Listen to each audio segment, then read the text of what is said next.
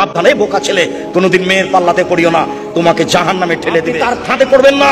ও ভয়াবহ বস্তু, আপনি দেখলেন না? ওই যে জুলাইখা সব দরজা বন্ধ করে দিল, সব দরজা বন্ধ করে দিয়ে বলছে, হাই দালাল, এইসব তুমি আমার সাথে জেনায় লিপ্ত হও। সব দরজা বন্ধ করে বলছে, এইসব তুমি আমার সাথে জেনায় লিপ্ত হও। তখন ইউসুফ বলছেন, মাযাল্লাহ, আমি আল্লাহর কাছে আশ্রয় চাচ্ছি, ছি ছি ছি ছি ছি, আমি আল্লাহর কাছে আশ্রয় চাচ্ছি। এই বলে তিনি বের হওয়ার জন্য দৌড় দিলেন। পিছন দিক থেকে জুলাইখা জামা ধরে টানতে লাগলো, ছিঁড়ে হাতে থেকে গেল। তিনি বের হয়ে গেলেন, দরজা খুলে বের হয়েছিলেন তা বোঝা যায় না। তিনি আগে আগে বের হলেন, পিছনে পিছনে জুলাইখা বের হলো।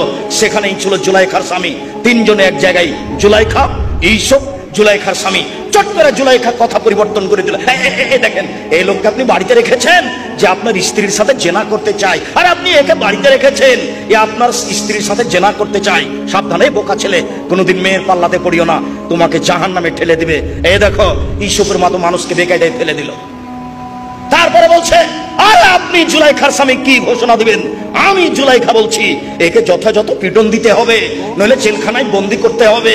ইউসুফকে যথাযথ পিটন দিতে হবে, নইলে জেলখানায় বন্দি করতে হবে।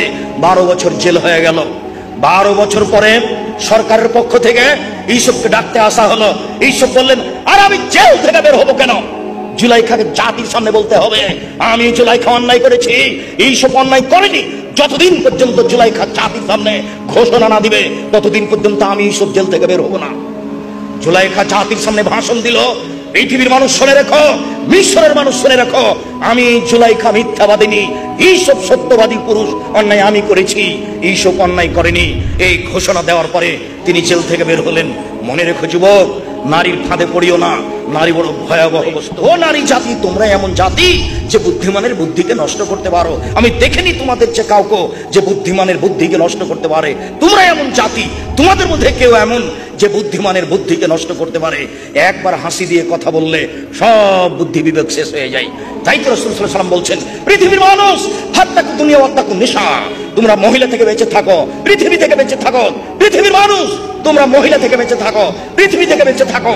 তাই রাসূল সাল্লাল্লাহু আলাইহি ওয়াসাল্লাম বলছেন, মা তারাকতু বাদি ফিতনাতান আযারাল রিজালা মিনান নিসায়ে, আমি ছাড়িনি কোনো বস্তু যেটা পুরুষের জন্য বেশি বিপজ্জনক হতে পারে নারীদের চেয়ে। নারী হচ্ছে পুরুষের জন্য সবচেয়ে বিপজ্জনক বস্তু, নারী হচ্ছে পুরুষের জন্য সবচেয়ে বিপজ্জনক বস্তু, নারী হচ্ছে পুরুষের জন্য সবচেয়ে বিপজ্জনক বস্তু। তাই তো রাসূল সাল্লাল্লাহু আলাইহি ওয়াসাল্লাম বলছেন, ইন্নাল মারাতা তুকবিলু ফি সুরাতি শায়তান ওয়া তুদবিরু ফি সুরাতি শায়তান, নিশ্চয়ই মহিলারা শয়তানের বেশ ধরে আসে, শয়তানের বেশ ধরে যায়। নিশ্চয়ই মহিলারা শয়তানের বেশ ধরে আসে, শয়তানের বেশ ধরে যায়। নিশ্চয়ই মহিলারা শয়তানের বেশ ধরে আসে, শয়তানের বেশ ধরে